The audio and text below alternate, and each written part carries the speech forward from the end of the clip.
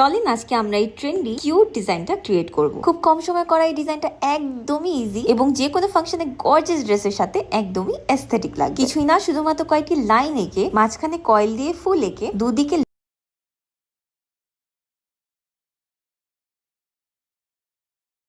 লতা এবং উপরে 3টি পাতা দিয়ে সুন্দর একটি প্যাটার্ন ক্রিয়েট করে ফেলবো। সেম কাজটি আমি একদম উল্টো সাইডেও করে ফেলবো। যেহেতু ভিডিওটা আমি এখানে ফাস্ট করে দিয়েছি, আপনারা সুন্দর ডিজাইন পাওয়ার জন্য অবশ্যই কাজটি ধীরে সুস্থে করবেন এবং মনে রাখবেন ডিজাইন যেমনই হোক, ফিনিশিং থাকলে যে কোনো ডিজাইনই এমনিই সুন্দর লাগে। এখানে ছোট ছোট পাতা ক্রিয়েট করার জন্য আমি আগে থেকেই মার্ক করে দিয়েছি যাতে পরবর্তীতে পাতাগুলো বেশি হিজিবিজি না হয়ে যায়।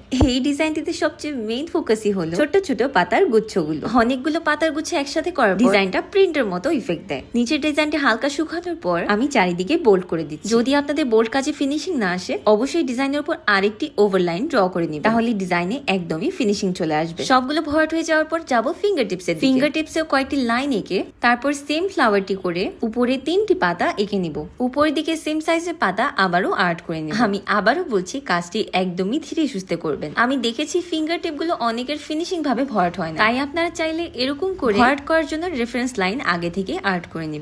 এই তো আমাদের ডিজাইনটি ডান। ডিজাইনটি একদমই বিগিনার ফ্রেন্ডলি।